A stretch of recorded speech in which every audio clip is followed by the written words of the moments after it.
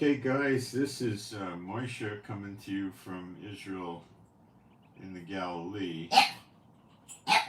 And shut up, Chief. It's the 1st of September. It's a Sunday, first day of the week. According to the Bible, it's 9:12 in the morning.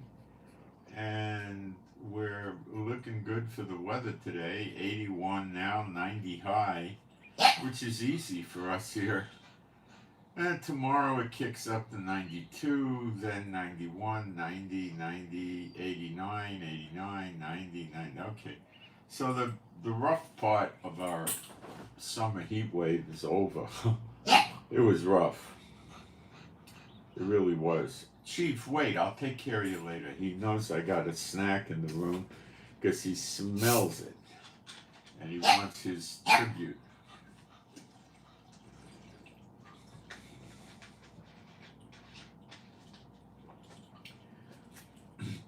The dogs don't understand talking to an iPad on a live stream. They think I'm crazy and just talk in the room or something. I don't know. Okay, what we're going to cover today is this.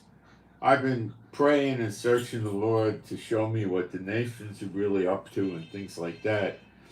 And then I was listening to various news reports, social media, whatever, and I believe it just hit me like a flash from nowhere. I never realized this before.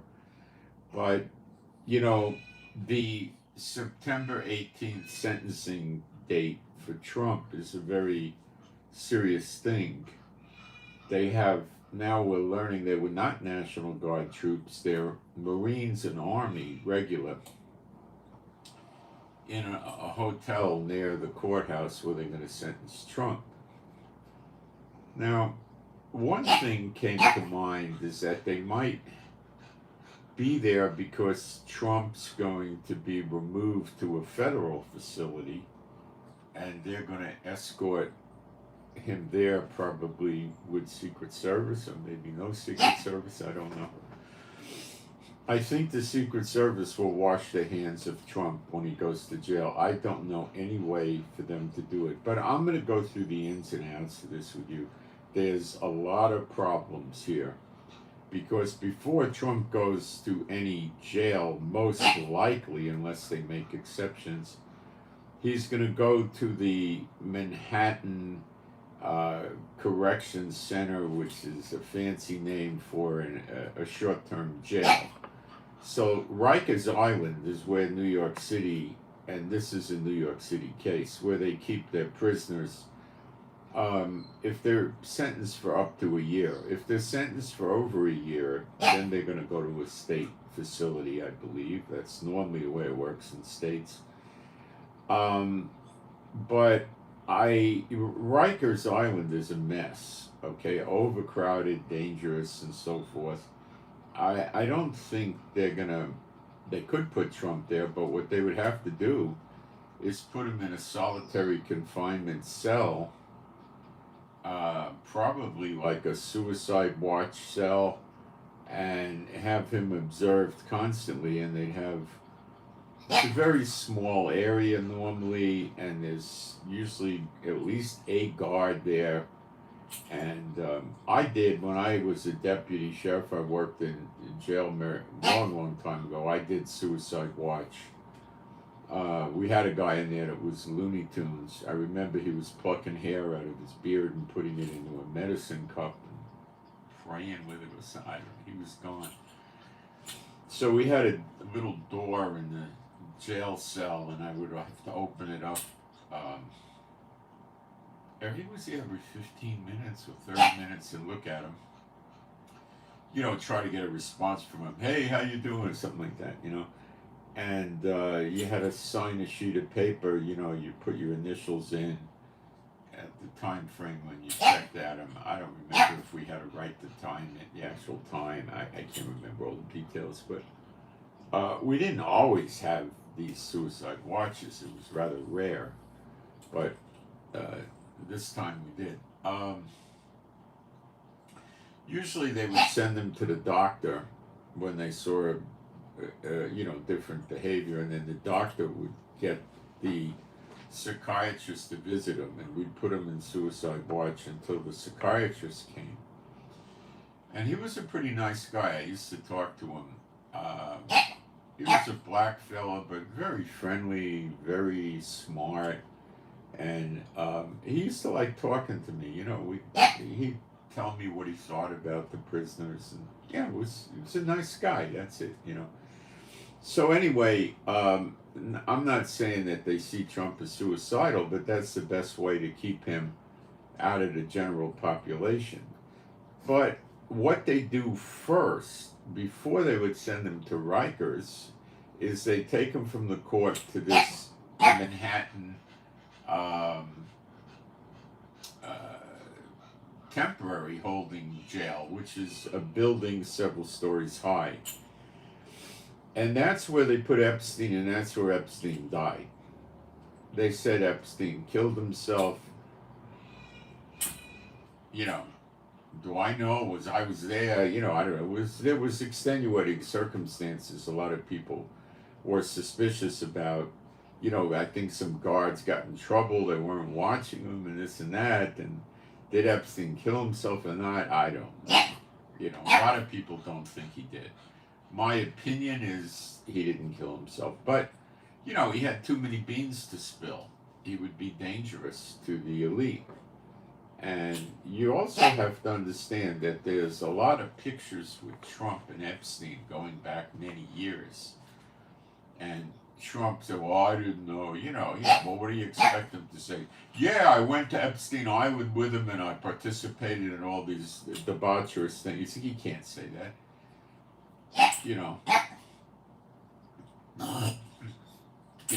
It would be likely that he went to Epstein Island, but we don't know. So, this is something that is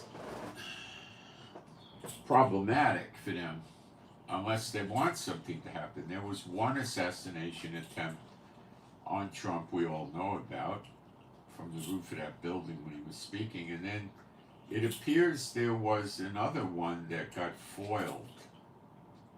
Now, it doesn't mean that the Biden administration did it. The Secret Service made a lot of mistakes at the first assassination. They even admitted that. I think the Secret Service director resigned, if I remember correctly. So, this is a major thing and could cause a lot of patriots, preppers, gun people, militias to say, well, we had enough. We're not going to put up with four years of Kamala. No way. And this could lead to major insurrections. They would not go out and do peaceful protests, this I guarantee you. They would be rather violent against the Fed. Now, you have, I think, at least 2 states that are planning on taking part of the state and succeeding from that state. I think one wants to join Idaho, the other one wants to be their own state. The Fed, if they want to leave one state and go to another state, I don't think the Fed cares. They're still under their dominion. But if they want to leave the state and the federal government, that's a problem for the Fed. That's a civil war all over again with the North and the South. So we're going to discuss what might really be cooking on this sentencing with Trump, okay? And then we're going to cover the wars. And Israel we're going to talk quite a bit about Russia and Ukraine. And we're going to talk about what's going on in Colorado, Aurora, and nearby Denver. Gangs from Venezuela are taking over entire apartment complexes These are Venezuelan gangs telling the people they have to pay rent to the gang now, and if they don't, they just throw them out.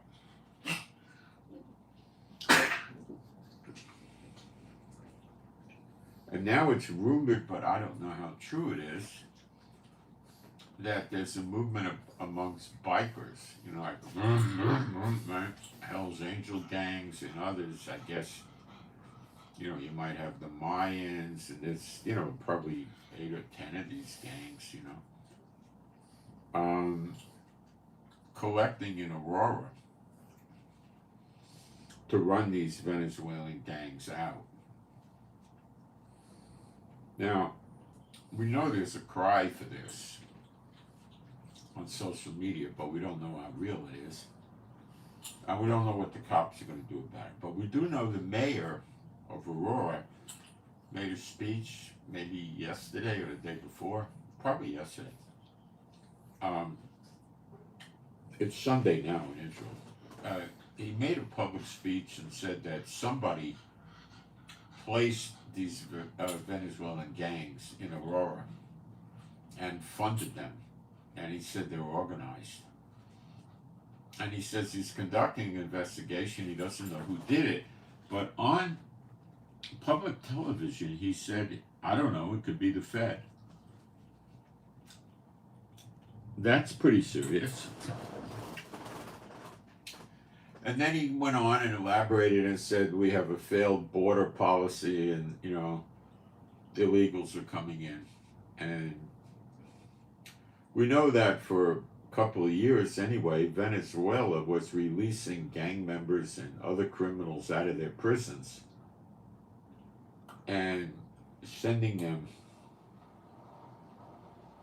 to America.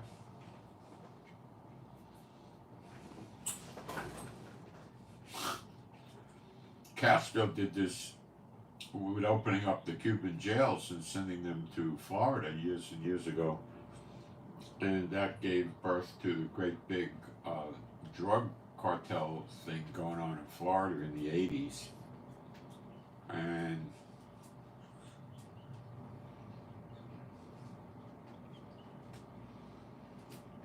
there was extreme violence in the streets of Miami and South Florida when this was going on.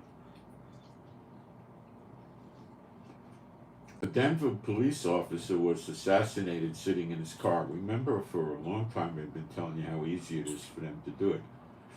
And it was rumored or thought to be a gang member, and it was being filmed while he killed the cop.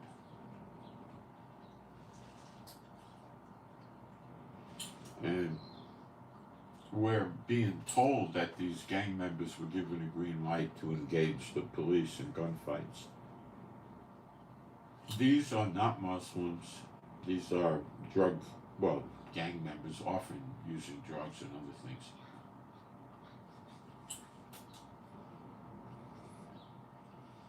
The mayor of Aurora is trying to raise up. The police so far have been doing nothing about it. And he's trying to get a federal, a police force with state, city, county, federal, whatever, to go in there and deal with it.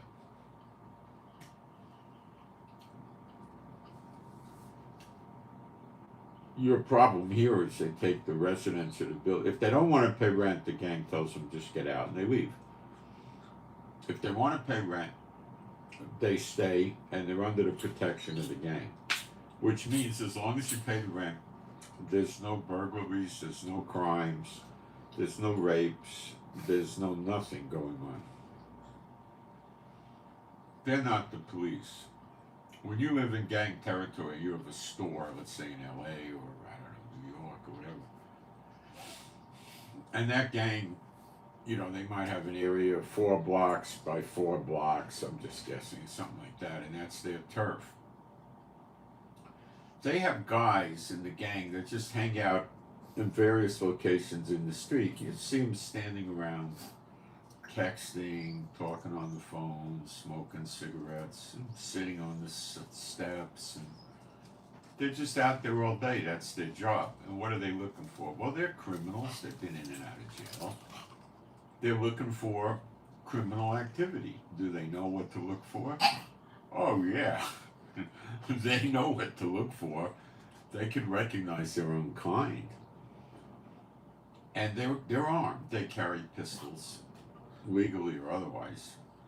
They'll carry them in their belt. They'll have them in a backpack. It's very easy for a gang member to put a pistol in a backpack, and throw it away if he sees police coming. So if somebody comes around and smacks a woman in the head and grabs a purse in that territory, these gang guys go after him. And when they catch him, it's the emergency room and then intensive care for the guy. Okay? And he ain't never going to come back. But they try to preemptively stop it. They see, guy doesn't just walk over and say, oh, I'm going to get that woman here. He's going to case the woman. He's going to probably try to interview her, ask her a question, see how fearful she is, or something like that. Or he might just take a run and grab her purse. But the gang guy's going to see it, and he's going to go over to the guy, and he's going to tell him, get the heck out of here. Do you know where you are? Get out of here. And if the guy doesn't go out of there, he's going to warn him, and then it comes a beating. That's it. These guys are in fights so much their whole life. They normally take their shirt off, unless it's freezing weather, so the other guy doesn't grab the shirt and try to manipulate him by pulling him. And they could take a beating.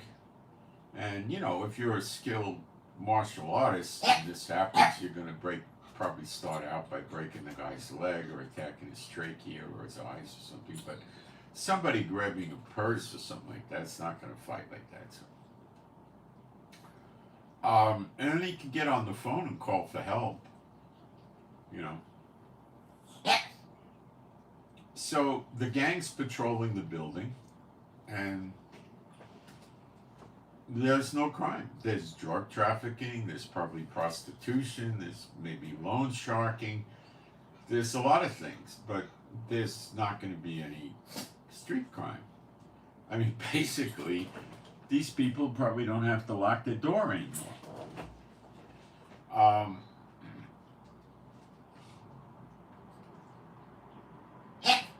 These gangs are very militant, and they got tight control. So they would have guys on the roof making sure nobody tries to go on the roof and go down fire escapes or anything like that. And the guy on the roof could be a lookout and see all around on the street. If there's a parking area for the complex, they're going to walk around or go on roofs and observe the parking area. Nobody's car is going to get broken into or stolen. And they'll probably have one or two guys in the lobby or at the front steps watching.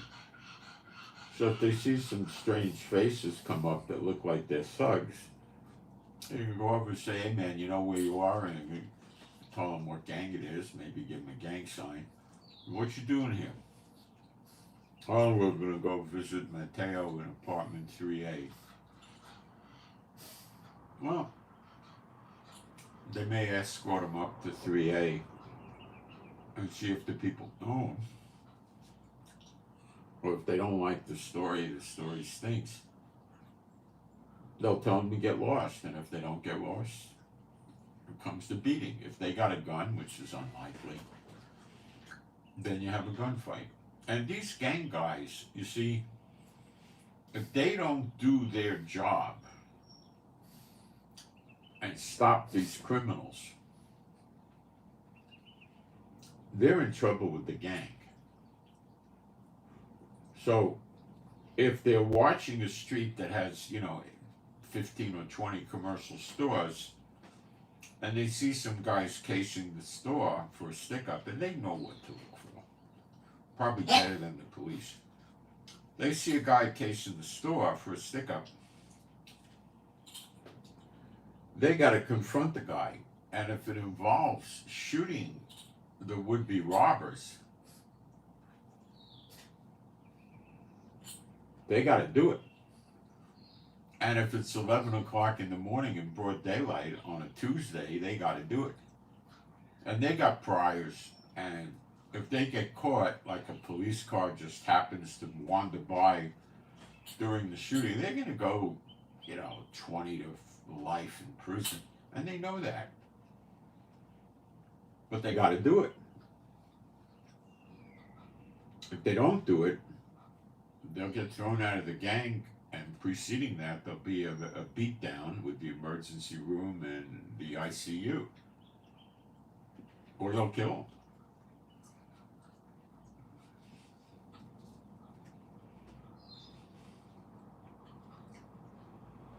So, when they pay protection, they get protection. So another gang's not going to come in. This is what they're doing to the apartment houses.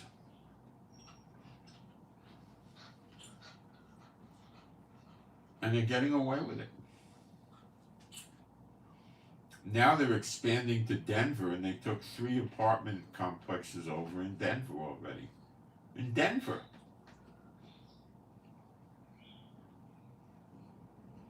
Colorado is a rather left-wing part of the country, and this is what you get. San Francisco is one of the biggest left-wing places in the United States, and look what it turned into. It's a mess.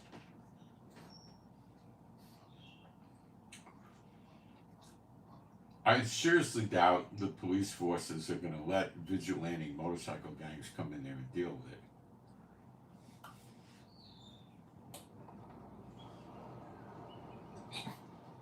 I doubt they'll let that happen. That might be what actually gets the police to end it. But this could likely be door-to-door fighting, apartment to apartment with hostages. It could be a nightmare.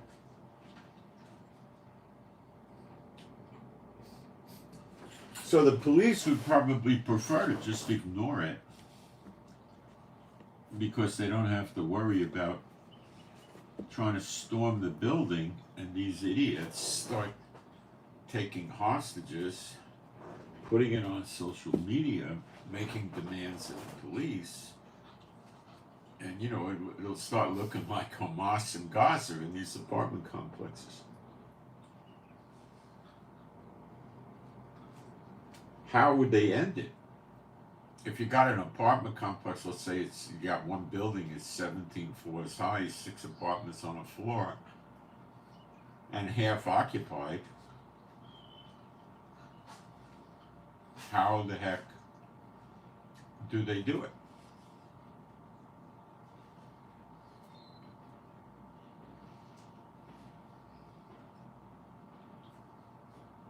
I couldn't think of a good way to do it.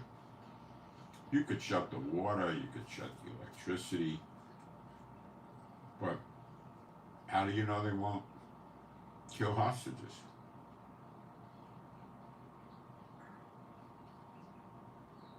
Nobody knows what the demands would be. Okay, let me jump into the live stream for a minute. Make sure we got sound and picture.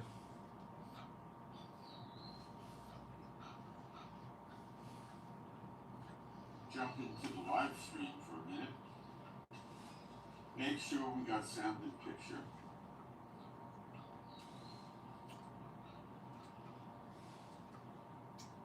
Jump into the live stream for a minute. Make sure we got sound and picture.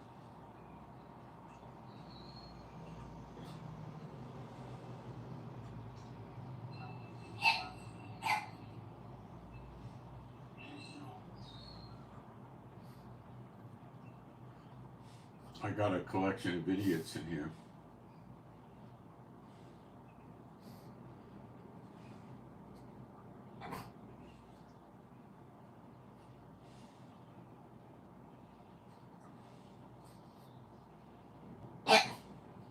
Chief, you're being bad now. You have to stop.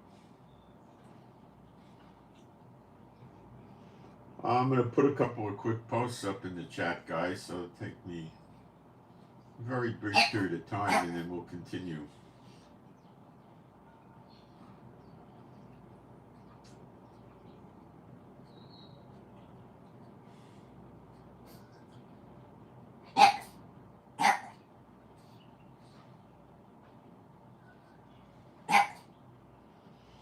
Chief, the food lamp is off. Go to sleep. 2 things you do good, Chief, is you sleep and you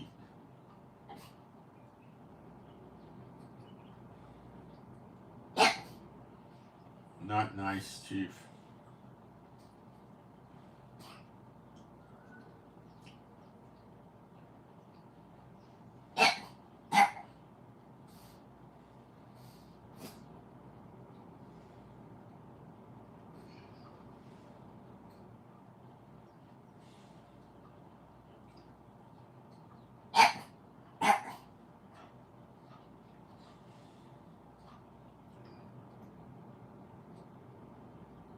Okay. I'd like to take a brief moment to remind you that I don't sell anything. You know, the scripture says, freely you have received, freely you shall give. I don't charge people to go into Patreon and see special videos when they give so much money a month or anything like that. So it's just listeners supported through offerings. Okay. Being a Bible-believing site, Old and New Testament, I'm going to do some praise. There is no God like Jehovah. There is no God like Jehovah. There is no God like Jehovah. There is no God like Jehovah. There is no God like Jehovah. There is no God like Jehovah. There is no God like Jehovah. There is no Messiah like Yeshua. There is no Messiah like Yeshua. There is no Messiah like Yeshua. There is no Messiah like Yeshua. There is no Messiah like Yeshua. There is no Messiah like Yeshua. There is no Messiah like Yeshua. Okay. So, Trump is going to get sentenced on 40-something counts of low-level felonies on the 18th of September in a New York City court. What's going to happen? We don't know. I'm sure Trump's lawyers are trying to get some appellate court on a federal or other level to make sure that, well, they're probably trying all sorts of different legal tactics. Okay. They can't appeal the sentencing until he's sentenced.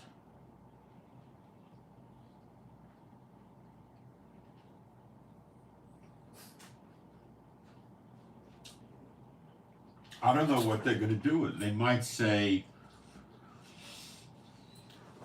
you're going to get, 2 years of house arrest or a year of house arrest, or you're going to get 5 years of probation, or you're going to get 24 years in jail, or 10 years in jail, or who the heck knows what they'll come up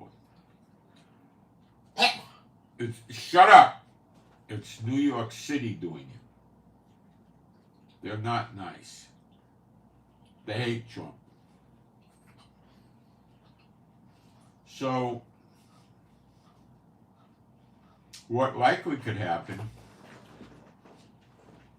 is the judge dishes out many years in jail. So if there is an appeal, she'll be thinking, oh, if I give him 20 years in jail, they're not going to knock it down to, a year of probation, or who knows what they're thinking. I don't know.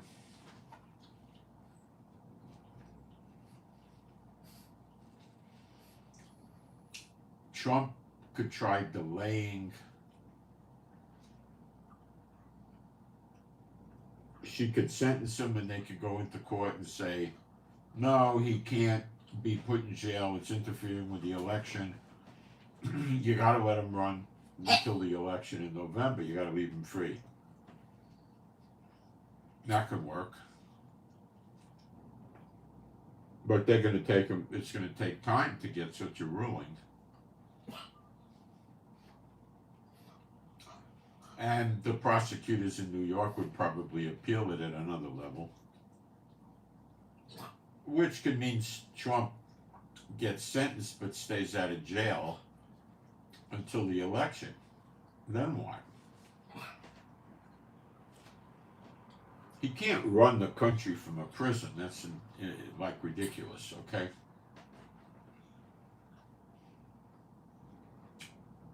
If he wins the election, then he gets sworn in,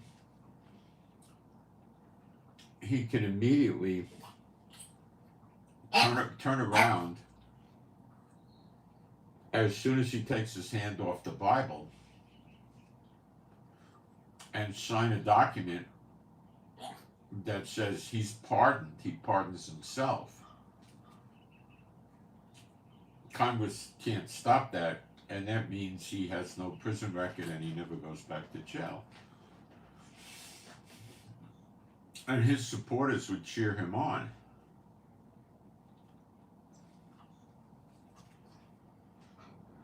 Mightily. So he can do that. The trick is he has to stay out of jail until then.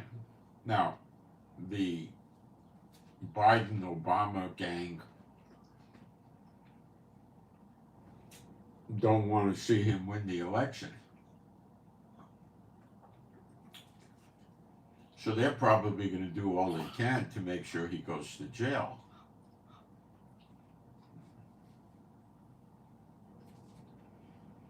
They can tell the Secret Service to wash their hands of him in jail because it's impossible for them to protect him in the jail.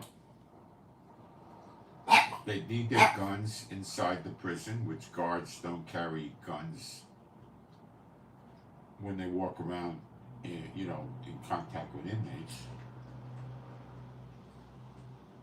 They would have to supervise his food, make sure he gets his medical, make sure he's safe, do background investigations on guards that come near him. There'd probably need to be a team of about 50 or 60 agents involved in this. Some of which would be in the jail outside his cell all the time. It would disrupt the jail. They could put him on a military base and set up some sort of a building and call it the jail, and the Secret Service and military police could control the security there, and that would be much easier for the Secret Service. But he's not convicted of a federal crime. But because he's a 1 in a billion prisoner that was a former U.S. president, he could possibly get a judge to allow this to happen if the federal government, order the federal government to do it, or ask the federal government if they'd be willing to do it. Now, Biden could have the federal government say, no, we're not set up for this, we don't do this, it's not a federal case. And then it fails. The Justice Department, which is part of the Bureau of Prisons, would say, Bureau of Prisons is under Justice, say no. That would probably be the end of it. I don't think the judge would have the expertise, in the technical details to order the federal government to do it. Now, if Trump winds up in that city holding jail that's really for temporary, housing. So they put a guy in there, he has they wait a day or two, he has a court hearing. Whatever happens in the court hearing, the next matter comes up in a month or 2 months. So he goes, maybe he's awaiting trial, didn't make bail. So they would possibly put him back on Rikers Island, or they might keep him there.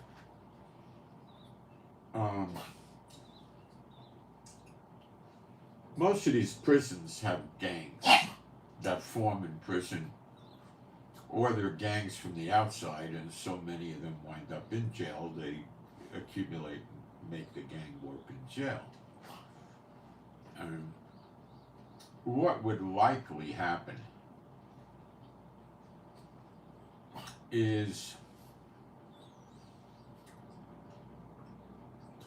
a gang leader would go to Trump and say, listen, you want to live through this, it costs you, I'm just going to pick a number, $250,000 a month. Our bag man goes to your office every month, collects a suitcase or an attaché case full of small unmarked bills every month, and we guarantee you protection. Well, there's a big problem with that. First of all, it's probably illegal for Trump to do that. Second thing, the other gangs will see this going on and they're going to say, why the heck should we let them make $250,000 a month? We need the money. So now they'll have a fight over who gets to take protection money from Trump. And it might be 3 or 4 gangs that are going to fight about it. That means Trump isn't going to be protected and it's not going to work. The only way they could really make it work if they wanted to is lock Trump in a high security cell. Okay? Has no contact with anybody else except guards, correction officers, and that's it. And he's watched all the time. There's somebody outside his cell door 24/7, and nobody that doesn't have authorized business in that area can come near him. Now, his lawyers would immediately be in court and argue he's a low-risk prisoner, he's not violent, no prior history of violence, he's old, he's run down. This is cruel and unusual punishment. Because the prison cannot guarantee his safety, and they have a right to guarantee his safety. And then they could start doing all sorts of legal maneuvers to using his status as a former president to get him on a federal base, or which the Fed could not want, or put him into the house arrest in Mar-a-Lago.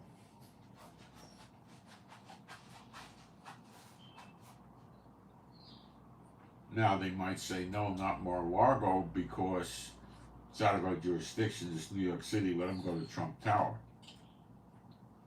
where he has a 3-level mansion at the top of the tower.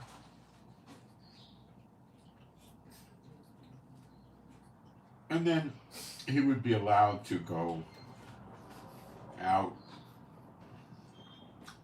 of his house. He'd wear a bracelet. He'd be able to go out if he needed to go to the doctor, the lawyers, court for another case.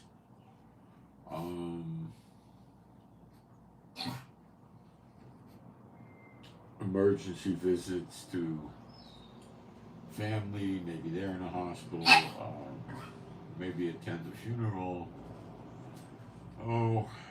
different things. So he could, make a point of getting outside, 3 or 4 days a week, if not every day, probably every day.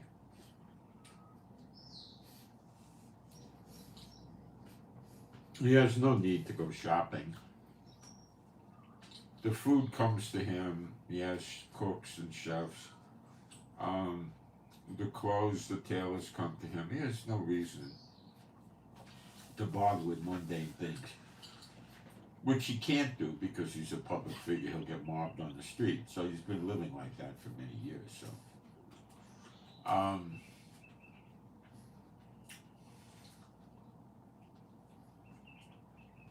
Secret Service would probably escort him, so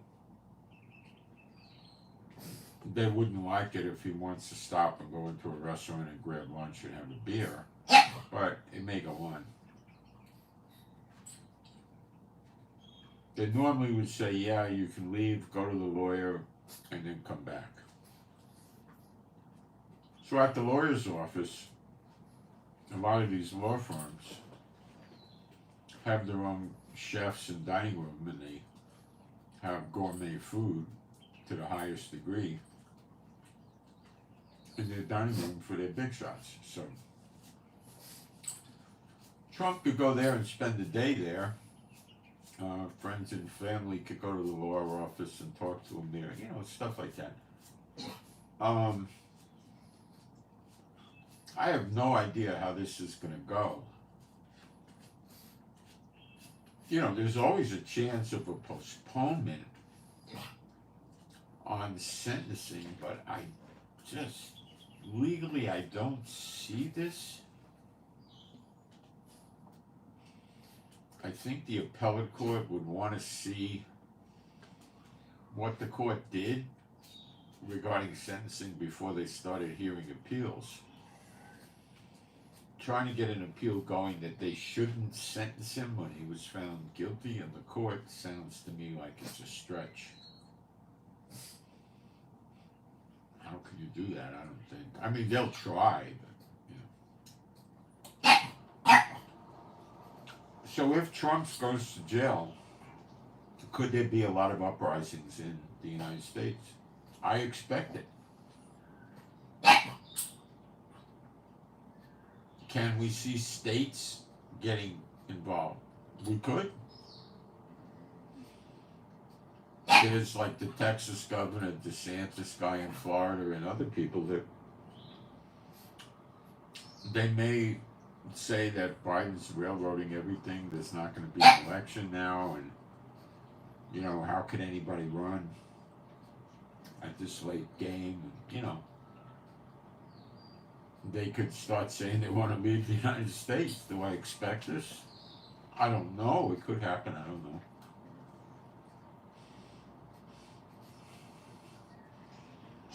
If Trump wants to open a mouth and spill the beans on these people that put him in jail, he can. I don't know if he'll do that. Now, there's a lot of people that say the elites never really go to jail. In my opinion, I leave room for that and think it could be the truth for, let's say, some trans reasons, but I can't prove it, and I don't know for sure. So they may just say Trump's in some secure jail cell somewhere and there's another guy there that looks like him, or there's nobody there. And the whole thing's a put-up job, and Trump has to go hide out somewhere in some country or some resort somewhere where he has, a 60-acre estate, and he just stays on the estate and he gets plastic surgery, and if he has to go out, he wears sunglasses, wigs, hats, plastic surgery, I don't know. I think the big fear is that he gets assassinated in the jail. The people that tried to assassinate him previously, somebody did. They want to end the problem. Putting him in jail doesn't end the problem because of the appellate process. And being a former president, he could, I believe, get into the Supreme Court easily. And they could, basically argue the charges were petty charges, but they were doing this to stop the election, and the sentencing to stop the election. Make a case like this, and they ask for a federal court to review it, which would take months, and have him released pending the appellate review. The federal court may see fit to do this because they don't want to see protests and who knows what in the streets as a result of this. And he may win in the appellate court.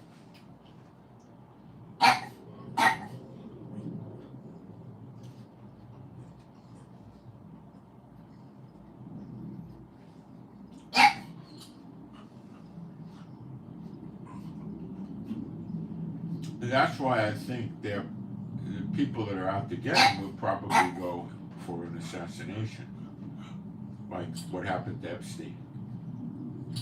He suicided himself, And that happened in the Manhattan temporary jail, where you go short term.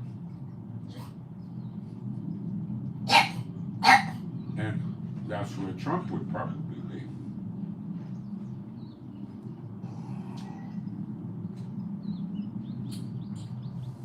If they do that, I think America will never look the same. I don't think the Republican Party will like it.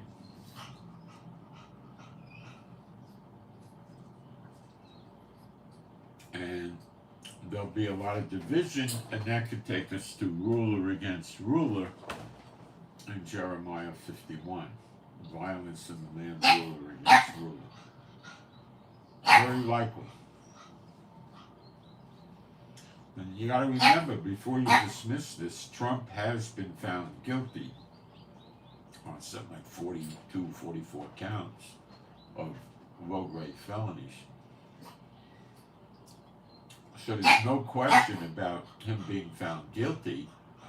It's only the sentencing and what they do with him. I mean, the judge could sit around and say, okay, I'm sentencing you to 11 years in jail, but you don't have to serve your sentence until after the election. But that's kind of stupid in a big way, because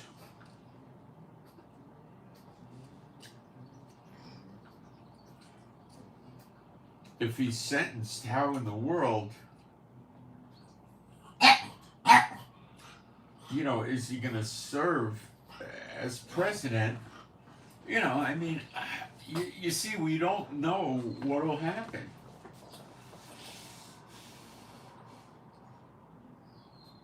We don't know. But I think their predominant idea is to get rid of him once and for all. Epstein was a big risk to a lot of people, and he just went away. But did he really? Maybe he didn't. We don't know. Maybe they gave him a deal. And they said, you want to get out of jail? We're going to fake your death. Get some plastic surgery. Go buy yourself an island or a big estate somewhere and stay there for 20 years. When you get older, nobody will recognize you and blah, blah, blah. It could be something like that.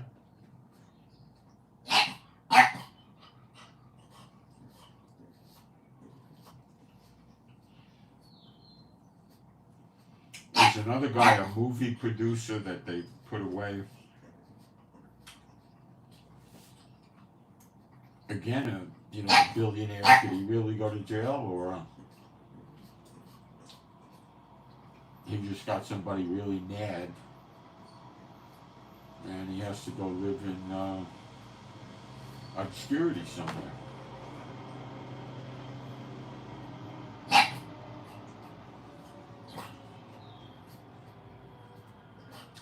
where are the people that were in jail with them? You know?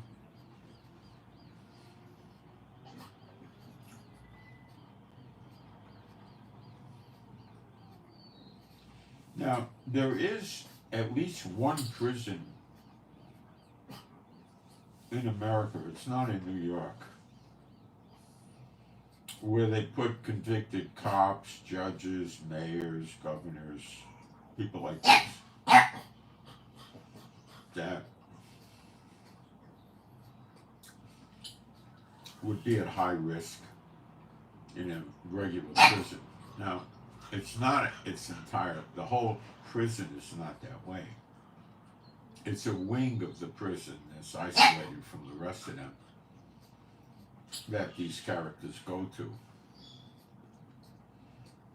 So they probably have their own outside courtyard, basketball court, whatever, dining room, showers, visiting room, everything is separate, and they put these people. Now stop it. No more. No. No. So, it's okay if you want to cry, just don't bark. So, could they put Trump in a place like that? I don't know. I don't know. He'd be better off there, but you're dealing with criminal cops that were affiliated with gangs, organized crime, mayors and governors, the same thing. I don't know. Now, this is what came to mind. There's an entity there, or deep state, or whatever you want to call it, that wants to see Trump not walking around above ground.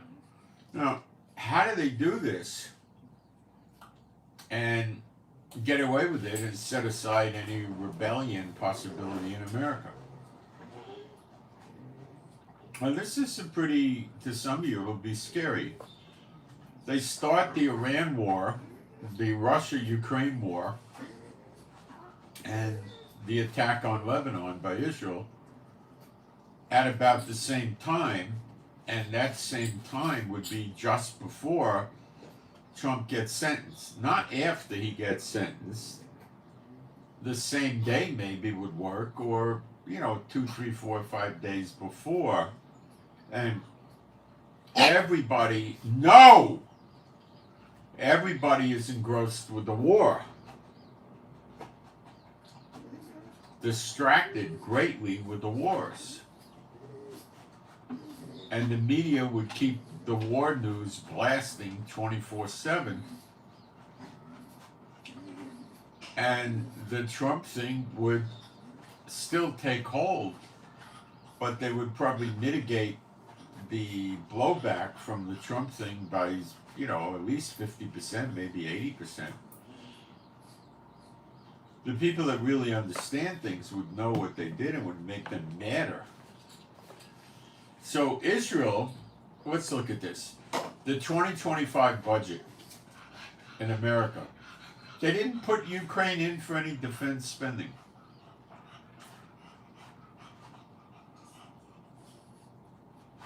Why? Well, they know something we don't know, like it's not going to be needed in 2025.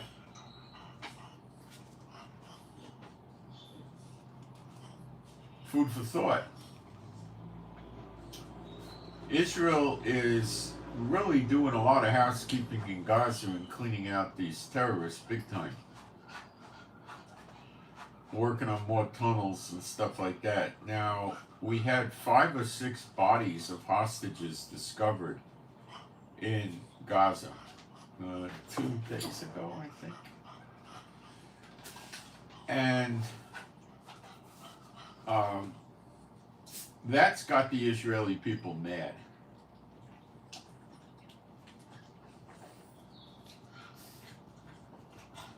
Killing hostages is cold-blooded murder.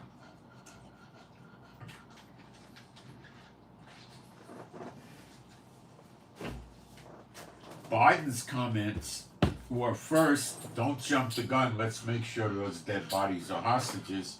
When it came out they were hostages from DNA, then Biden says Hamas will pay. Biden said that very recently. Hamas will pay for that. I'm going to take a fast break and come right back. And we're going to discuss that.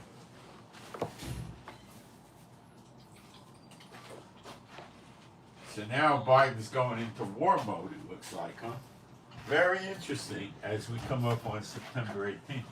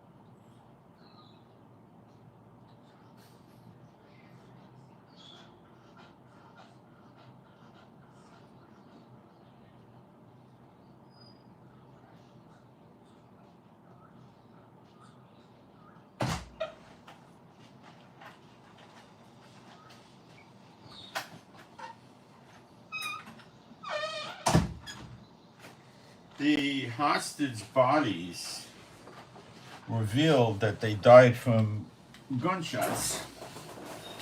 They were executed, apparently. The thought is that when we entered Rafah, they just shot the hostages. Now, they thought there was maybe 102 hostages still alive, and now they probably reduced it to 96 or 7, I don't know. You know, look, it's possible there's 5 hostages alive or no hostages alive. And that's why Hamas refuses to reveal any figures as to how many hostages they have. They want some sort of ceasefire before they talk about the hostages. They won't give the names. They won't give proof of life. They won't let them get examined by Red Cross or doctors. And they won't tell us how many they have. Now, Israel would have to be the village idiot to sign a deal like that, because they could just turn around and say, gee, we only had 2 hostages. Or we're sorry, but we didn't have any. So in other words, Israel leaves Gaza. Once they leave Gaza, the international community will do all they can to make sure Israel never goes back in. Okay? So they leave Gaza, and then after they leave, they come out and they say, well, we can't find the hostages anymore. We don't have any. We're sorry. Or they come up with 5 or 10. Right? We don't know where the rest are. Maybe you killed them in the tunnels when you blew the tunnels up, you know?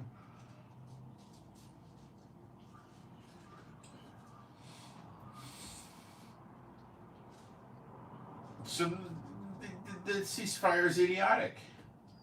And let's say they got 25 hostages. then they're going to say they want 100 terrorists released from the Israeli prisons for every one hostage that we give you back. Or 200. Or whatever they want to say. We lost our bargaining position. So Netanyahu is sort of correct. The only thing you can do, we're there over. I mean, how we got there is another conversation, but we got there. The only thing you can do is keep bearing down harder and harder and harder and harder on Hamas until they give it up. Now, the problem is, why does Hamas not want to give up now? Because they're dreaming that Hezbollah and the Houthis are going to do such spectacular things. They're going to come help them and rescue them and get them out. It doesn't look that likely with the American fleet and all the planes and everything in the Middle East. Now, as I've told you, the Americans have moved all their Navy ships out of the Persian Gulf, down by the Sea of Oman, by the Indian Ocean, so they're out of firing range from the Iranians with their missiles. They also took all the ships out of the Red Sea. So what they started doing, it's round-the-clock surveillance of Yemen, I believe through aircraft. It was either aircraft or surveillance drones, I forgot. It doesn't make a difference, it's round the clock. And they have fighter jets flying up and down the Red Sea. The British may be in on this too, but I know it's the Americans. And they took out, I believe, a day or two ago, a drone. But what they're not telling you is yesterday they hit a ship with a missile, put it on fire, and it was a Singapore flagged vessel belonging to some company in Denmark. And when the ship's on fire, it's pretty serious. Okay? So the Americans did not stop the missile. That means there was radar somewhere that they didn't stop, and so forth.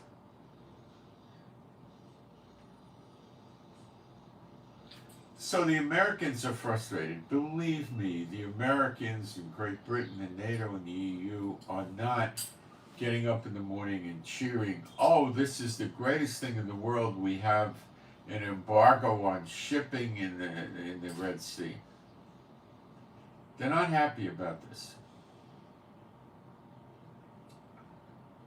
They're not doing anything about it of any substance, and they really can't. They're not positioned to. America would have to come into Yemen.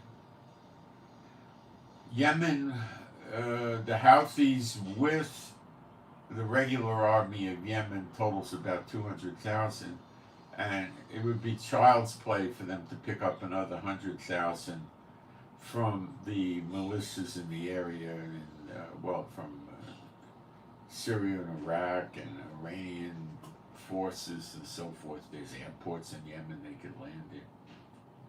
And to take out a country like Yemen with 300,000 adversarial soldiers, you would probably need about 1 million soldiers with air support, with tanks, mobile artillery, naval vessels, the whole 9 yards. And it would probably take months. There's tunnels, there's rough mountains. Things are tough in Yemen. It's not an easy takeover. Okay? Not easy.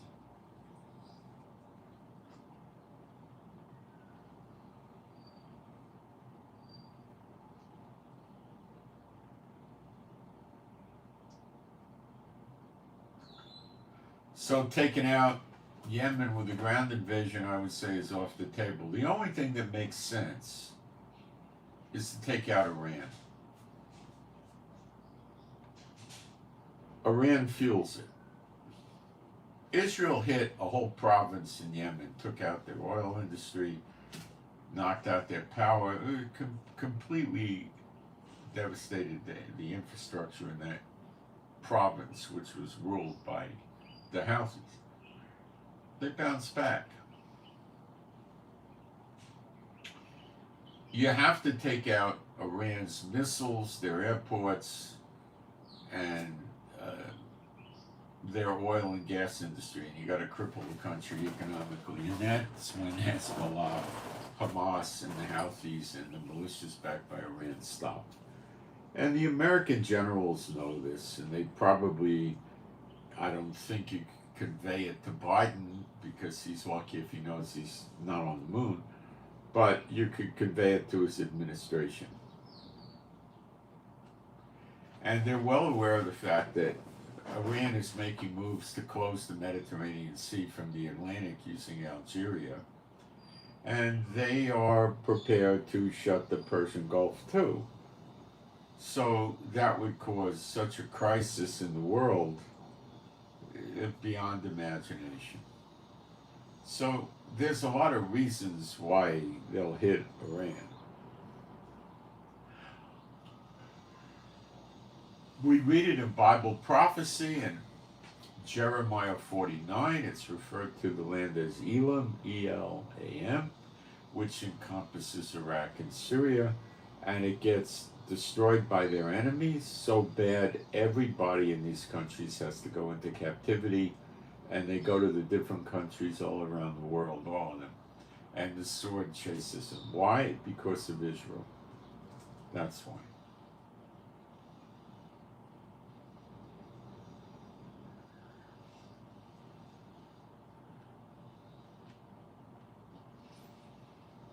Ukraine just blew up another, what do you call it, an oil storage facility that Russia had.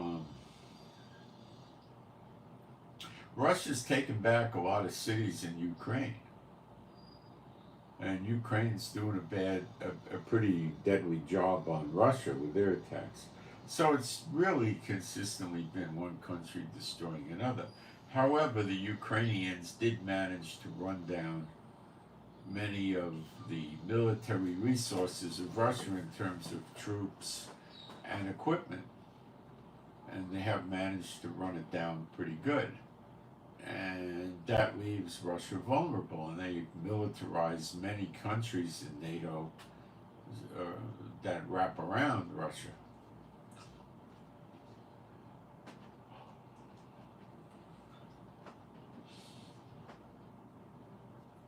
And NATO's ready to move on Russia.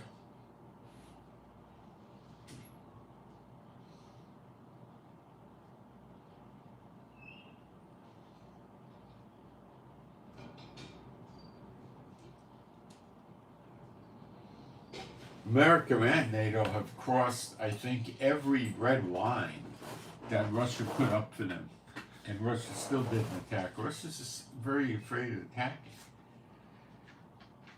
They've even had Ukraine invade Russia and conquer land, and they still won't attack NATO.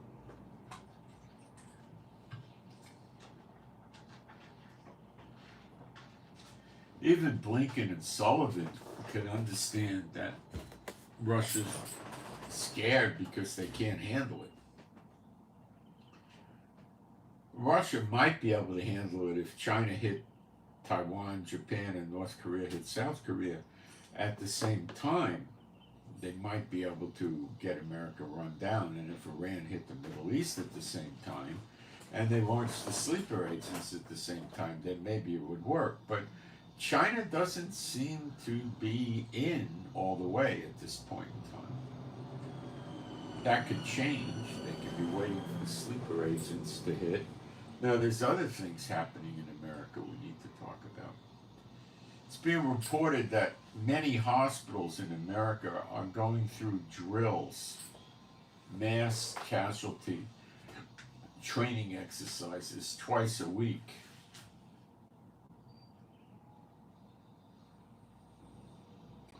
That got to tell you something. Military bases in America are practicing exercises where the base is sieged, going through drills as to how they would defend the base. That got to tell you something. That's inside America, that's not outside.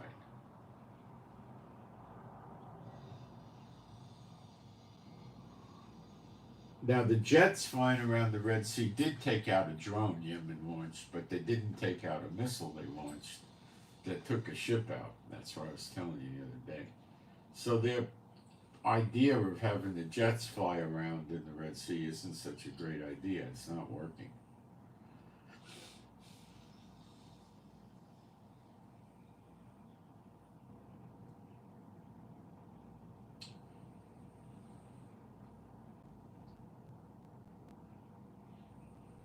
Israel has now begun using aircraft in attacking Hamas and other terrorist groups in the West Bank. Aircraft attacking inside the West Bank.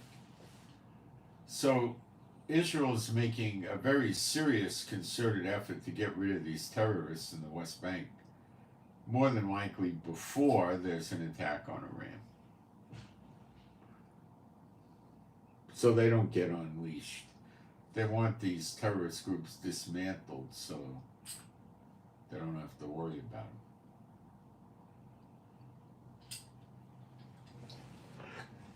That's what they're doing with Hamas, and that's what they're doing in the West Bank, and we're attacking Lebanon installations every day, and they're still launching junky Katyusha rockets at us. The way Lebanon has to end is a land invasion. A land invasion now would cause an attack from Iran. We did a preemptive attack on Hezbollah some days ago, as you know, and it's very likely that Israel and or America will do, and the allies of America will do a preemptive attack on Iran. They may not wait for Iran to launch missiles because they don't know if they're only going to launch at Israel. They may launch at other American assets, bases in Kuwait, Bahrain, Qatar, UAE, Oman, Jordan, Saudi Arabia. They could launch from Yemen, they could launch from Syria, they could launch from Iraq, they could launch from Iran. So there might be a preemptive attack on Iran.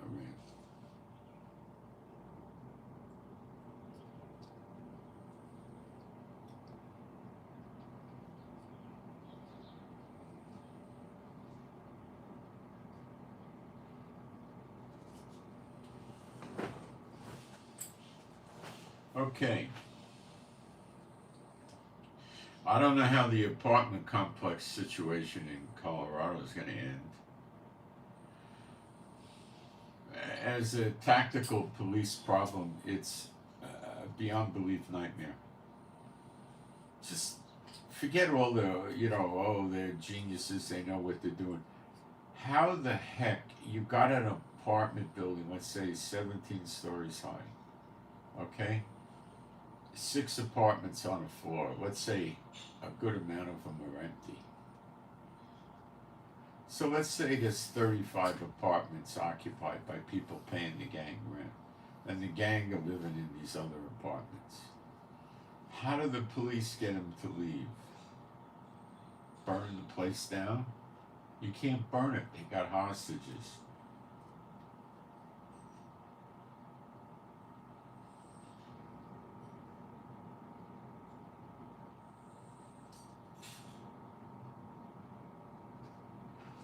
I don't know, go door to door. How do you walk in the hall? Okay, you got 8 or 9 SWAT guys. You go on the second floor, you go to the door, knock, knock, who is it? It's SWAT, we're going to enter. Lay down on the floor with your hands outstretched, blah, blah, blah, or your hands behind your head, your fingers insulated, whatever, right? And we're entering, and any resistance, you'll be shot. Anyone holding a firearm will be shot. What happens then? They turn around and say, we've got hostages here. We're going to kill them as soon as the door's breached. Oh, well, they'll have hostages, they'll have SWAT come down off the roof, rappel down, and come in. They know about stuff like that.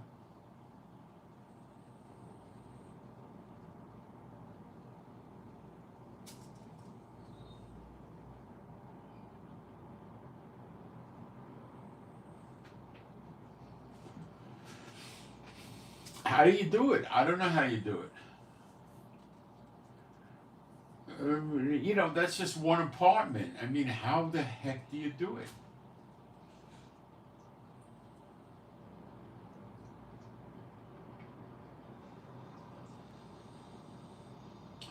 What if they take everybody from all the apartments and put them down in the basement and hold them there with 4 or 5 guys with guns trained on them?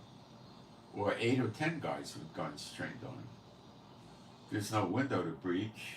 How you get in? I mean, this breaching stuff, you got a bunch of punks, that try to upgrade and rob a jewelry store or a bank or something like that, and they hole up in there.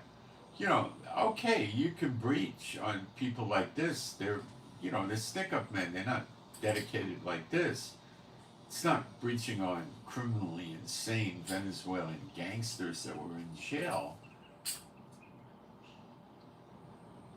What they'll do is they'll start killing the hostages on social media and saying we're going to kill one every hour until you give us what we want.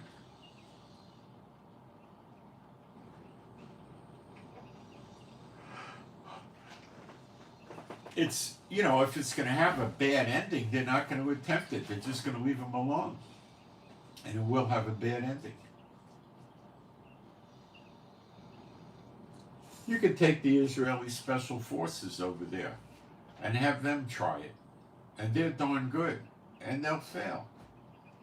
Because you're dealing with crazy, insane people with no hesitation to kill. And they know their only chance is to keep hostages and negotiate out of it. And they know the only way to scare the authorities is to start executing a very small amount of hostages publicly and put them in the spotlight. So their approach is to take the ostrich approach, put their head in the ground and do nothing about it, and I hope it goes away, and cross their fingers. It ain't gonna go away. It's just getting worse and worse and worse. These areas, Denver and Aurora, are occupied by many Venezuelans that they call migrants. Think the term illegal aliens that possibly filed for asylum and became legal, but they're going to try to list and recruit them and control them and build their forces. They probably already have.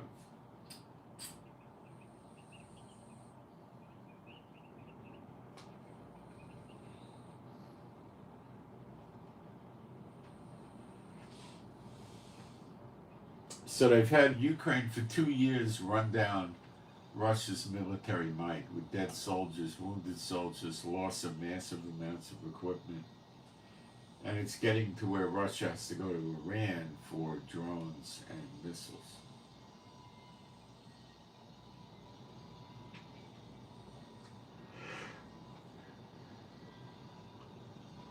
Ukraine's getting very clever. They're taking their F-16s now, and they're landing them on roads, I would think, not dirt roads, highways.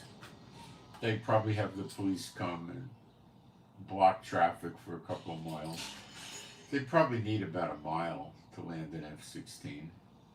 And that they could also take off on a highway. And that stops, Russia can't destroy the F-16s by attacking airports or air bases because they're not using them.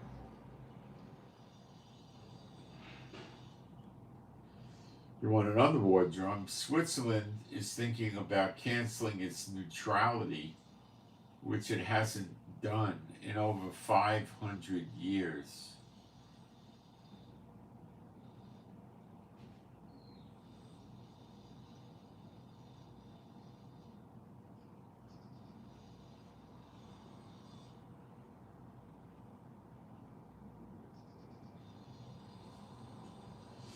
So Switzerland wants to stop being neutral to fight Russia.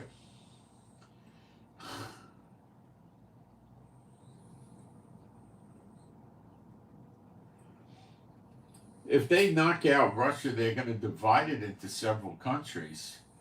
Different countries are going to get a piece of the trillions of dollars of natural resources Russia has, oil, gas, etc. And it'll break BRICS up so bad, it'll put BRICS in smithereens. Add Iran into the thing, and BRICS is dead. BRICS is dead as a doornail. Iran and Russia are gone, that BRICS is over. Forget about it.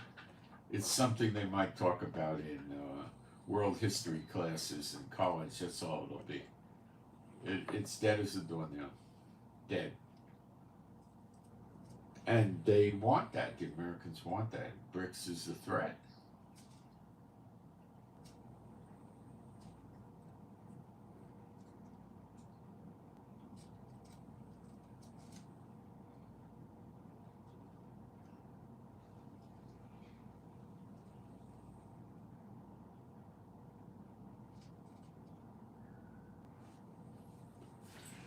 America's got a lot of motive here. I got some prayer requests here. First one's for JG, Jack Golf. JG, Jack Golf. JG. Pray that JG passes an upcoming test regarding a job. Pray for JG, Jack Golf, that JG passes an upcoming test regarding getting a job. Next, AC, Alpha Charlie, AC, Alpha Charlie, AC. The prayer request is get closer to the Lord, that AC gets closer to the Lord, and healing for mental health. AC, the prayer request is gets closer to the Lord and has healing for mental health. Interesting prayer request. Okay, let me take a look while we're here at the live stream, and maybe somebody posted a prayer request there while I'm on the subject. Let's see if we have any. You can post a prayer request in the chat, or you can email it to me. My email's up at the top of the chat.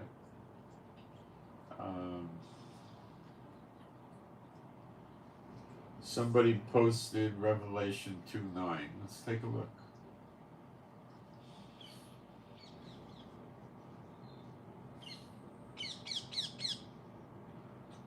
I know thy works and tribulation and poverty, but thou art rich, and I know the blasphemy of them which say they are Jews and are not, but they're the synagogues of Satan. Okay, excellent. Where was this told? In the previous verse, it says in Smyrna. Smyrna. Is that in Israel? No. Was it ever in Israel? No. But 2 times synagogue of Satan is mentioned, but never in Israel. Do they ever tell you that? Do they even know that? No. This is replacement theology. These are people that hate Jews, hate Israel, yet go to church. I'm serious. This character goes to church. Hates Israel. Has no concept of what's going on in prophecy. Nothing. So, waste of time. Are the synagogues in Israel today satanic? Yes. But you see, their implication is God's going to keep destroying the Jews again, again, again. Contrary to all the scriptures that says, I'm for you, I'll save you. No. You see, how do you deal with them? You can't. See, this is the other one version of the other gospel, and one version of the other Jesus. This is their December 25th Jesus that hates the Jews. You see, they're not of us. Okay, they're all from Gaga land. Okay, glad that was up there. We had a good object lesson. All right.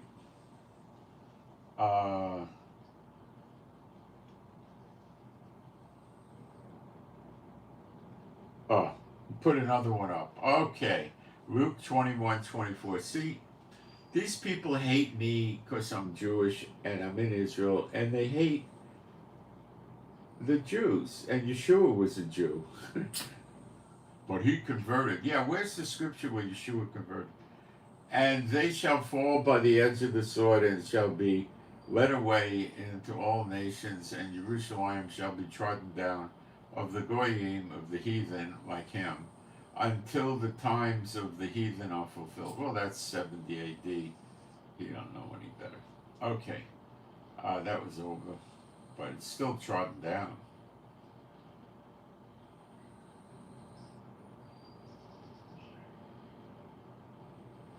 Oh, he's a black Hebrew. Esau going into captivity. Oh, they're so ridiculous. It's not even worth dealing with.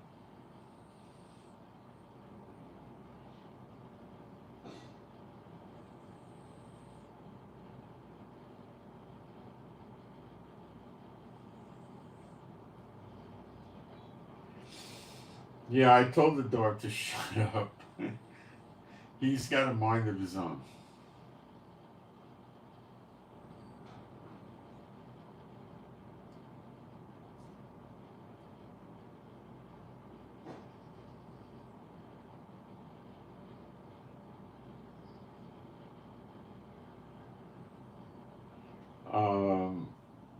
I guess we're being asked to pray for Christina's healing and full health restoration for someone named Christina. Do you know Joe? I've known many Joes in my life. I currently have no friend named Joe. Who do you mean? Joe Blow? I don't know who you're talking about.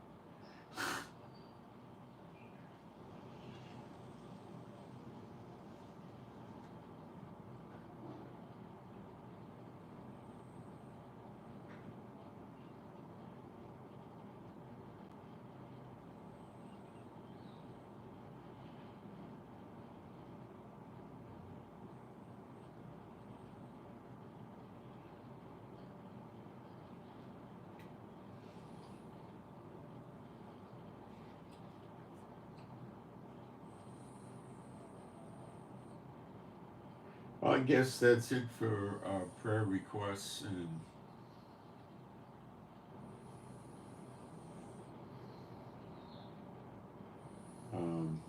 questions. So let me see what else is going on here.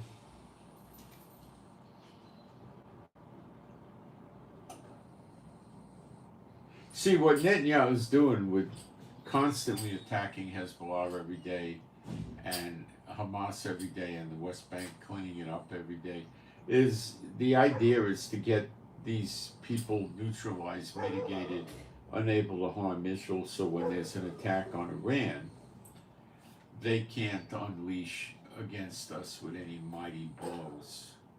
That's what's going on. And probably Israel will invade Lebanon. It may be done to provoke Iran and then America will attack her, or it could be done after. But the idea here is to invade Hezbollah and set up a buffer zone, which would minimally be the Litani River, which is 17, 18 miles. That would preclude any of their junky Katyusha rockets from landing in Israel and allow the people to return home, the 80,000 that have been displaced out of the northern border area of Lebanon. Now, Israel in 2006 made the buffer zone 25 miles, but the UN said the Litani River, which is 17 miles. But Israel may ignore the UN and make it 40 miles or something. I don't know. I think Biden would be in favor of the Litani River.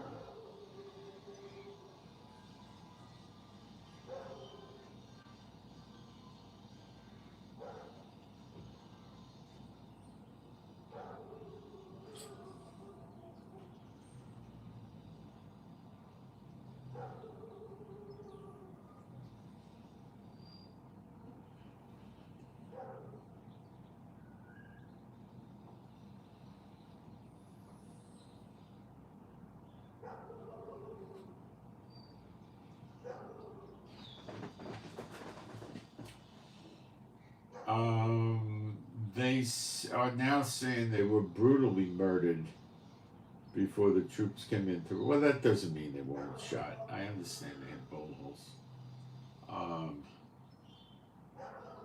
Two of the hostages were. Two of the hostages were female. 4 were male.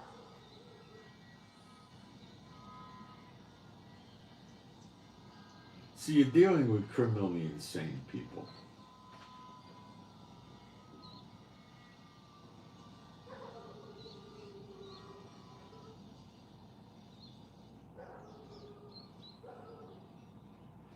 In Hebron, which is in the West Bank, 3 terrorists shot at a car containing, I don't know how many terrorists, terrorists shot at a car containing 3 Israeli policemen. All the policemen were killed. There's going to be a payback on that, believe me.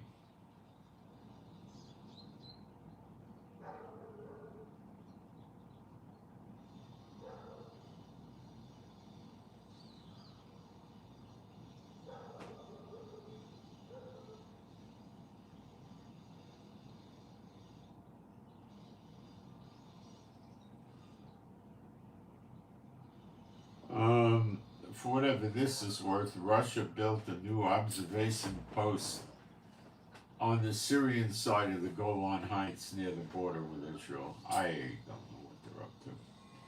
I don't expect they're up to very much.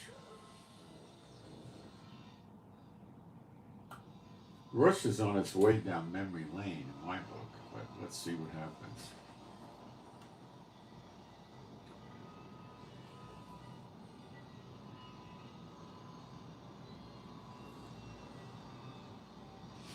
See, the families of the hostages are going to start to get the idea that their hostage family members are no longer alive, and they're going to vent against Netanyahu for that. Sadly, Netanyahu tried to get them back.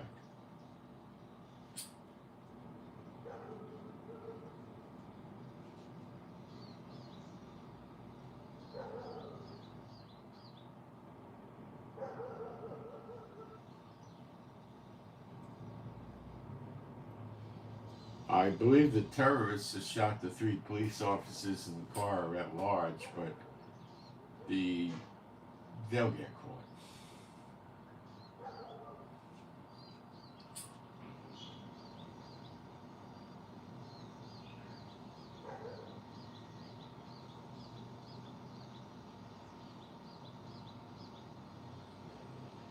President Biden on finding the body of the kidnapped American citizen Hirsch Goldberg, Poland, probably a dual national. I am devastated, and maybe just an American, I don't know. I am devastated and outraged. Senior Hamas officials will pay for these crimes. We will keep working around the clock to secure the release of the remaining hostages. How the heck is he going to get the release of the hostages? You know how they would get the release of hostages, I'll tell you. They got to go to Europe and other places, Turkey, Iran, where the Hamas leaders' families are living, or maybe they're living in the West Bank or in Gaza, and take them hostages, the children, the wives, the parents, the brothers, the sisters, take them hostage, okay? Put them on videos give them the videos and say, every time you kill a hostage, we'll kill your family members. Now, Israel's afraid to do things like that. Would it work? Maybe not, because they're so criminally insane. But you don't actually have to go through with killing their family members. They don't know if you killed them or you didn't. You could tell them you killed them and not kill them. Right? I mean, that's lying, but I mean, you could just take them and threaten to kill them if they don't release the hostages, or do a hostage exchange with them that way for their brothers, sisters, mothers, fathers, and children and wives. It'd be worth a try. You're certainly going to give them a morale blow. And the world will rise up against Israel, but it doesn't matter. See, Netanyahu likes to make believe, oh, if we play by the rules, the world will like us. Come on, it's in dreamland.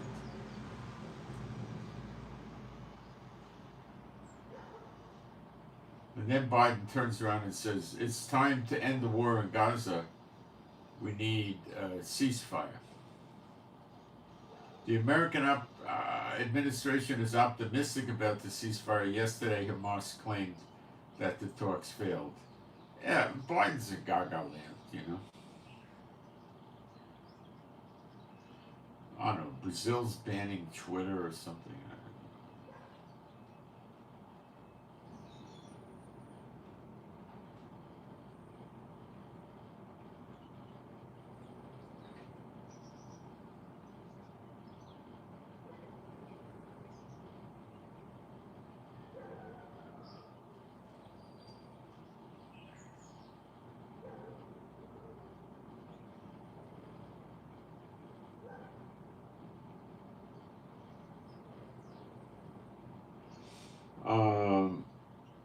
Musk is posting some dirty stuff about the judge that went, the Brazilian judge that went after him with Twitter. I don't know how that's going to turn out. We'll find out.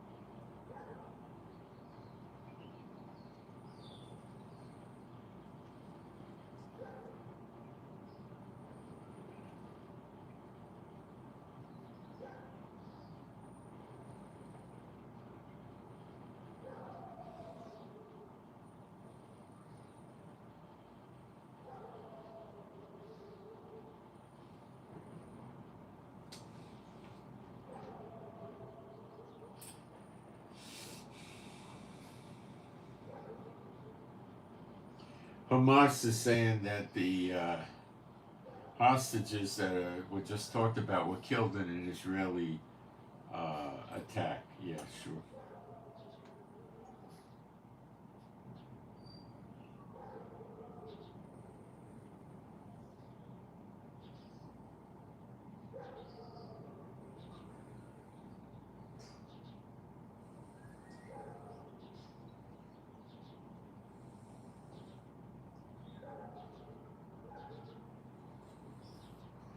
They're still making insane demands with the ceasefire. It's light years away.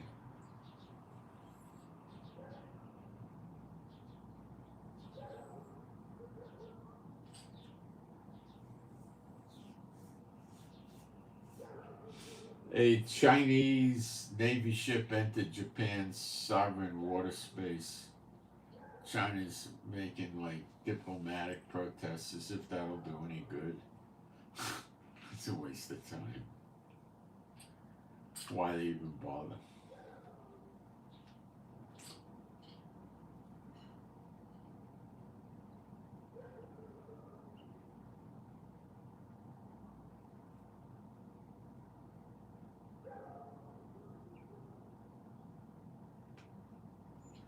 There's a power station just outside of Moscow that last night Ukraine hit, I believe, with a drone, and it's on fire just outside of Moscow. Russia, I think, over the years was bragging about how great their weapons and military are. They're really not very good at all. And that's why America set out to provoke Russia, because they knew their capability was very limited.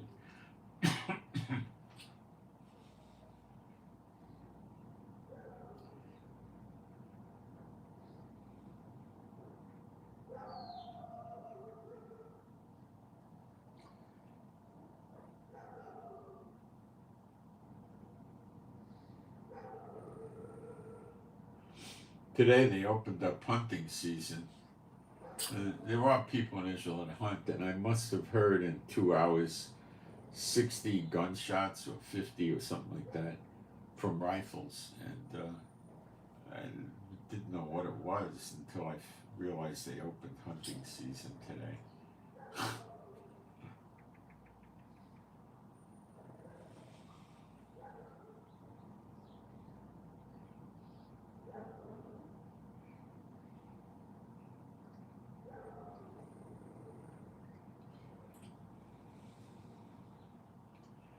I'm being told now, I don't know how true this is yet, I think it's true, it's a good source, that the U.S. Navy now has no aircraft carrier in Asia. Anywhere in Asia.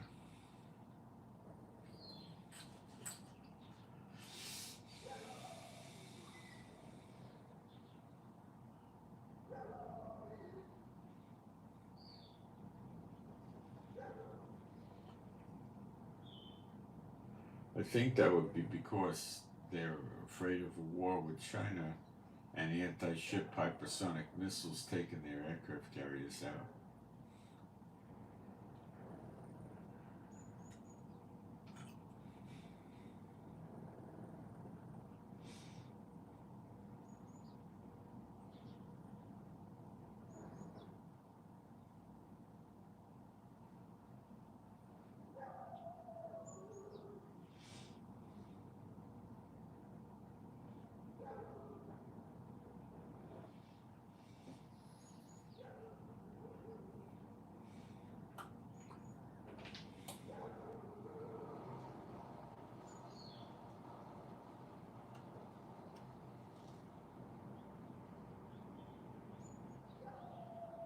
This is very unusual that they would do that.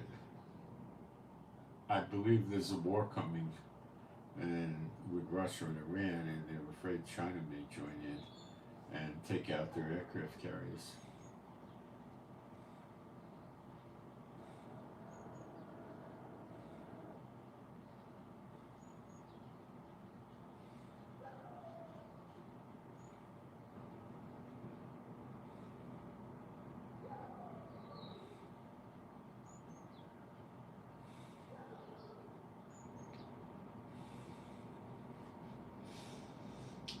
Let's see.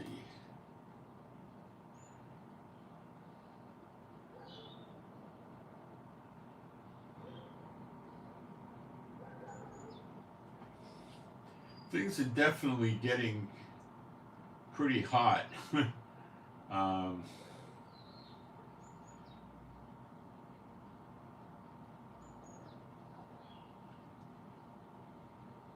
pretty hot.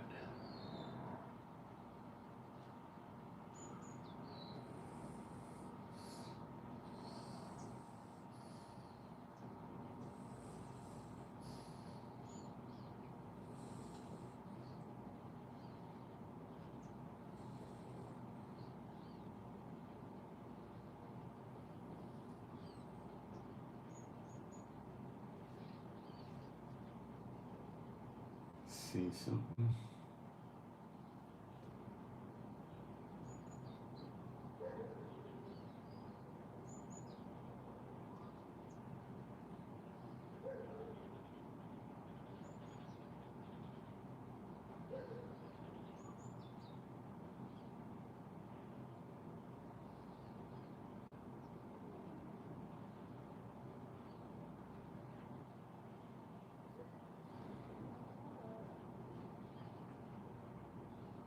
Things are hot in the West Bank still. I think the Israeli public is going to be more and more inclined to believe that very few hostages are alive.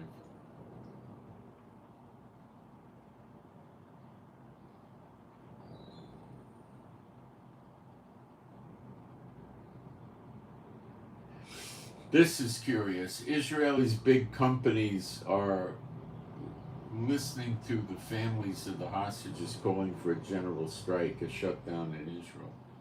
That's very bad. See, the family members, what they're obsessed with, and it's normal to understand how they get this way. So I want my son back, I want my daughter back, I want my daddy back, right? And that's all they care about. They don't understand that Netanyahu is going to have to turn loose thousands, maybe 5,000 of terrorist prisoners in Israel that will go back to Gaza, join Hamas, and turn around and kill Jews again. That's a given, okay? That's what they're going to want. And they want us to leave Gaza permanently, not occupy the Philadelphia corridor. Our enemies, Egypt, will keep allowing the smuggling of weapons to come in. And in as little as 2 weeks, they'll be attacking us again. I'm serious.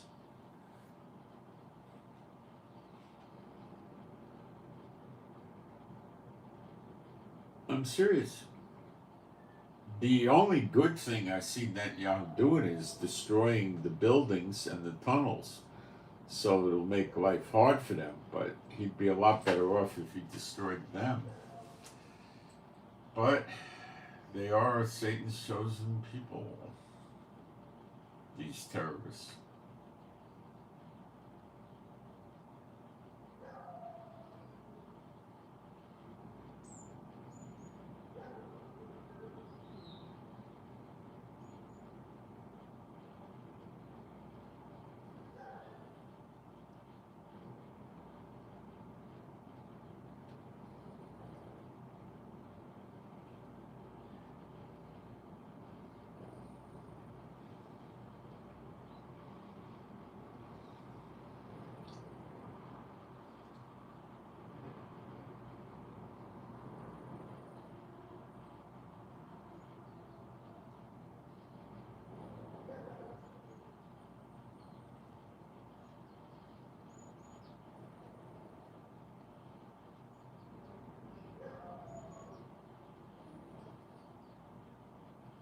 There's a lot of hatred in Israel over the hostage killings.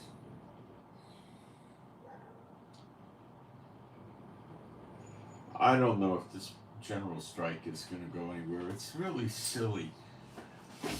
What they got to do is they got to stop listening to America. And, you know, you want the hostages back? Drop 300 bombs in one day in Gaza and see what happens. See, they were afraid to do that. Netanyahu is, the Israeli military, the soldiers aren't.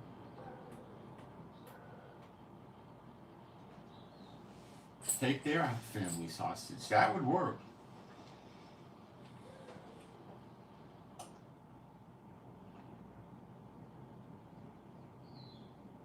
See, I don't know why anybody in Israel is not running around saying take their families hostage.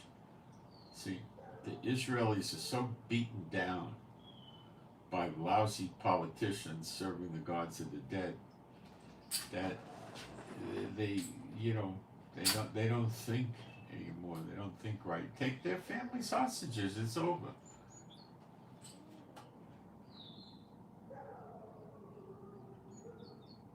Oh, if we do that, it'll start a big war. Okay, let's see. We're attacked by Iraq. We're attacked by Syria, the militants and militias there. We're attacked by Yemen. We're attacked by Gaza. We're attacked by Lebanon. And we're being threatened by Egypt and Turkey and Iran, who already attacked us. So let me ask you a question. Does playing by the rules of the nations matter? Does it work? No. Netanyahu's not, you know, he's got hidden agendas.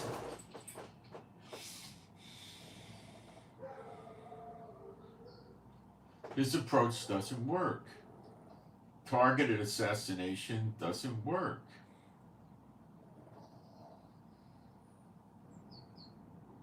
Oh, the injured soldier, I don't have an update. Yesterday we were told that they were concerned about it's one leg, concerned about the leg again. But I don't think the leg's really in trouble. The doctors were more worried about the psychological state of this person.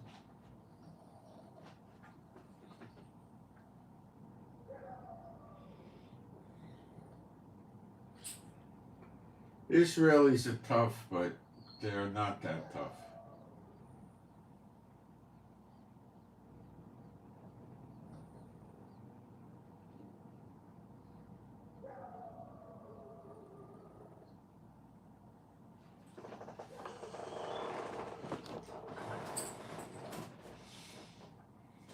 So, are we gonna, I look at all the pieces of this puzzle: Ukraine, Russia, NATO, could that war erupt? I look at Iran, America, Israel, UK, could that war erupt? Could these wars pop on or before the September 18th sentencing of Trump? Yeah. They're all in place. NATO's got tons of troops ready to go into Ukraine. The idea would be go into Ukraine and every day push them, 5 or 10 kilometers back into Russia, and then take the land that Ukraine has in Russia and annex it and keep expanding it. And, they want to break Russia up into pieces.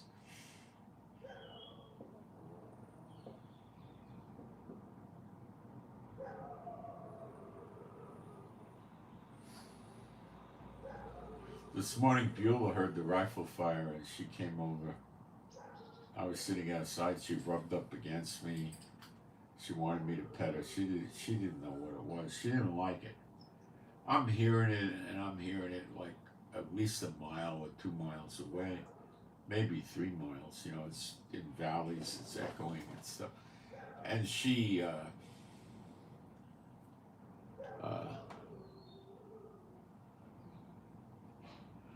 knew it was bad, and she wanted me to calm her down. She wanted to stay in contact with me. She got scared.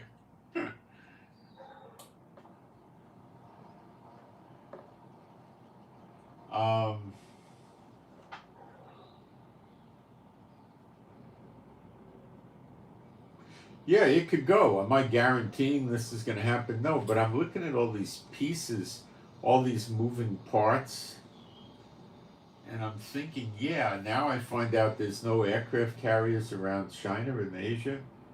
That's another moving part that lends to this theory.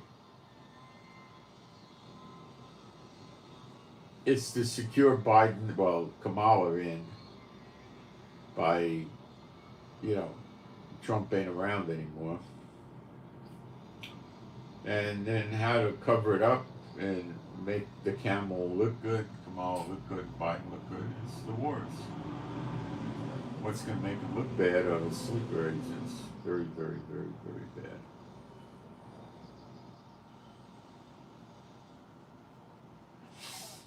Putin don't know what to do. He keeps trying to. He's making back ground in Ukraine, but that's the same thing we've seen for 2 years. Ukraine gets a piece, and this way, that way, boom, boom. Ukraine's still occupying land in Russia. That hasn't changed. They just hit a target, that power thing, not in Ukraine, but not in Moscow, but right outside of Moscow.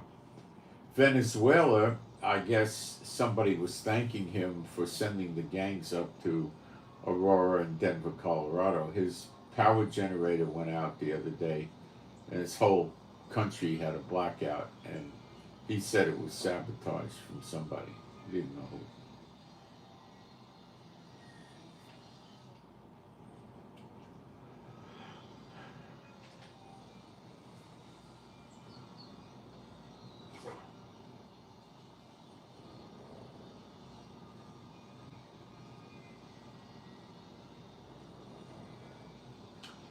So that's the state of the art. We know Iran, Iraq, and Syria are going to get destroyed, and the people are going to have to leave and go to other countries. And that hasn't happened yet. Let's see what happens and how it plays out. I'm trying to find, I know it's not going to be a long wait. I'm trying to find, where it's headed. This looks pretty good, what's going on. This whole thing with Trump and the sentencing, and, it looks like it could be what they're up to, They're really scared of these aircraft carriers, and world leaders in the past, Putin doesn't bother with them. He thinks they're a waste of money. He'd rather put it in multiple destroyers. You could probably get, 5 or 6 destroyers for one aircraft carrier.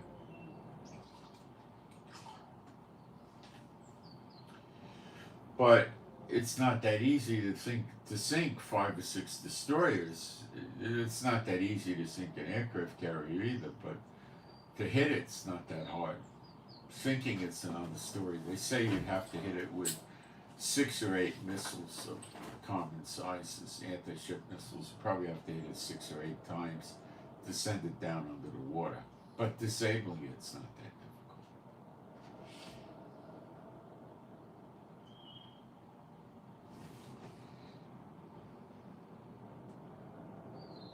So these are very stressful days. So I think tomorrow's Labor Day, huh? In America. I used to remember Labor Day later in the month, but I don't know why it's... Oh, they used to bring us back to school, I remember. We'd return back to school in New York, usually around the 12th, 13th, something like that in a month. But I guess Labor Day is Labor Day. But we didn't go back to school right after Labor Day, I suppose. I don't remember. That's the school system I remember, where you went to school till June 30th, and you went back around you were almost 2 weeks into September. So the hottest time of the year was July and August. September was cool. June was usually hot.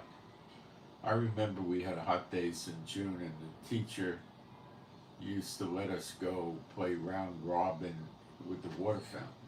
So she would start it. There was about 30 kids in a class, and you'd go like this.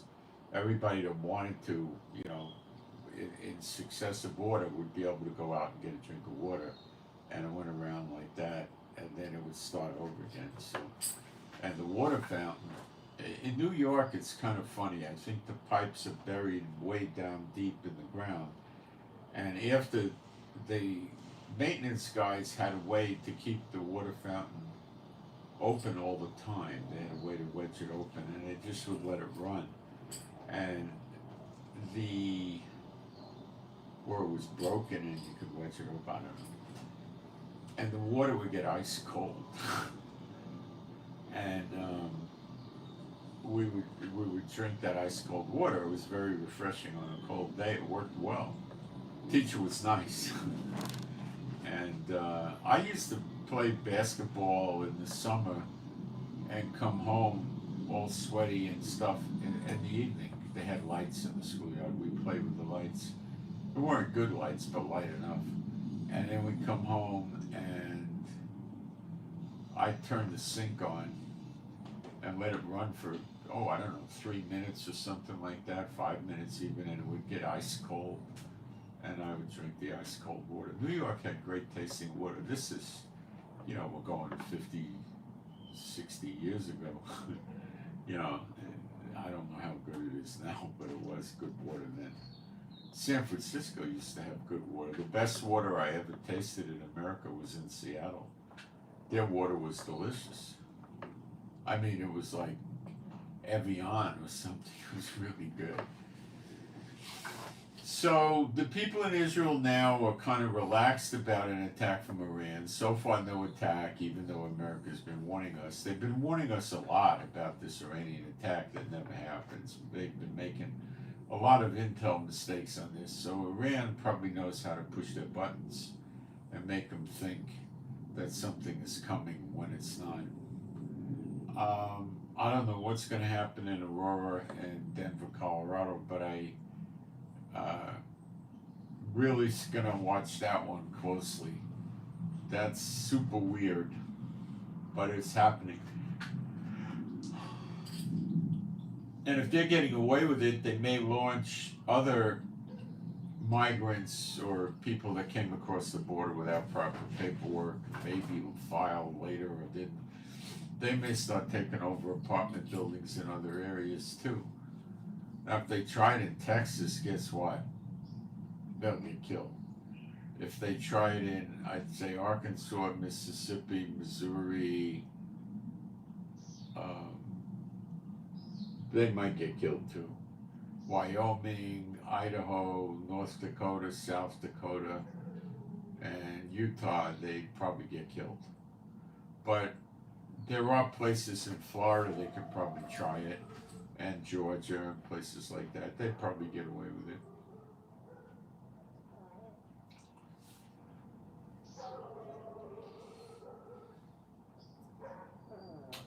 Probably get away with it.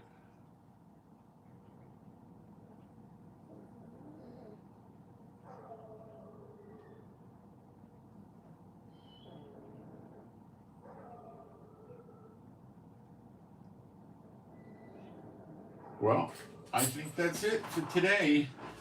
So let's see what happens.